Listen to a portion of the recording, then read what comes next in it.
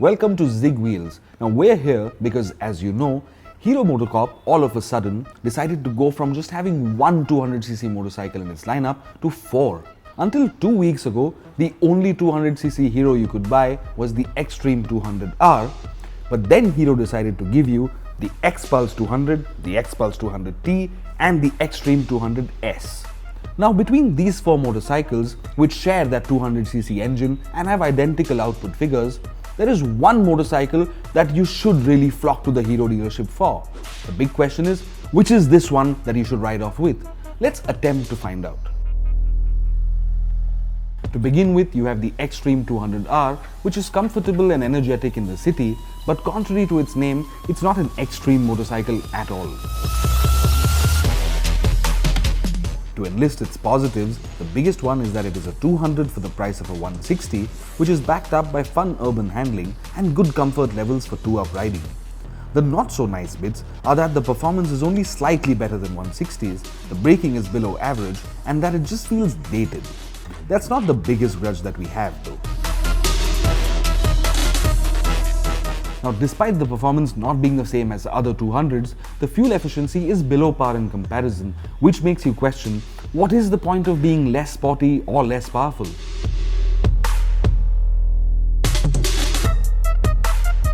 Now, the Xtreme 200S is essentially a full-fed Xtreme 200R, but with its 90s superbike styling and better equipment levels, it will appeal to those of you who want practicality, but while also grabbing eyeballs. Firstly, what's great about the Xtreme 200S is that it looks smashing and sporty and is still very friendly to ride.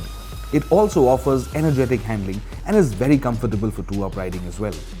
It's also the second most affordable full-fed bike for now, and it can become the cheapest considering the Suzuki Gixxer SF update is due on the 20th of May, which may call for a price hike.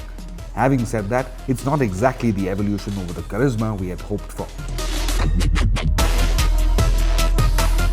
It can also be said that the Xtreme 200 is not sporty enough, or definitely not as sporty as it looks. Then there's the XPulse 200T, which is Hero's take on an entry-level touring motorcycle. The XPulse 200T banks on its features and connectivity, and it stands out from the crowd by offering unique styling, although that aspect is a bit polarizing. It definitely feels more robust and better put together as an urban bike than the Xtreme 200R though. What we don't like about the XPulse 200T is that firstly, it just isn't XPulse enough given that it bears a nameplate, the headlight is not very good, and the fact is, other 200s offer far better performance for not so much more money. And finally, we have the XPulse 200, which, as you know, is the Impulse replacement, which took its own sweet time to arrive.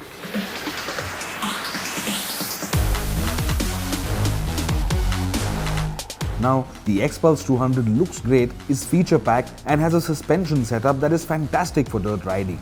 And it is the most affordable off-road bike you can buy right now. Its zippy urban performance definitely makes it a fun commuter, especially given how unimpressive most of our roads are.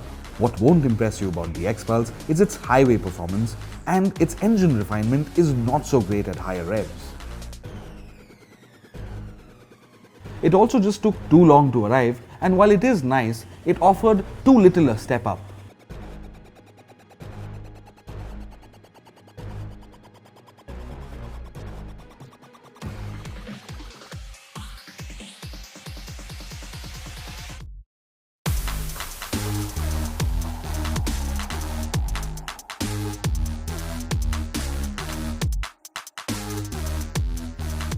So the verdict is quite clear already, isn't it? If you want something that's fun, capable, and can take you deep into the unknown, it's the XPulse 200 that you should have. However, if off-roading bores you to death and all you want to do is to look cool and ride enthusiastically but in the city, it's the Xtreme 200S that you should have. Do you think otherwise?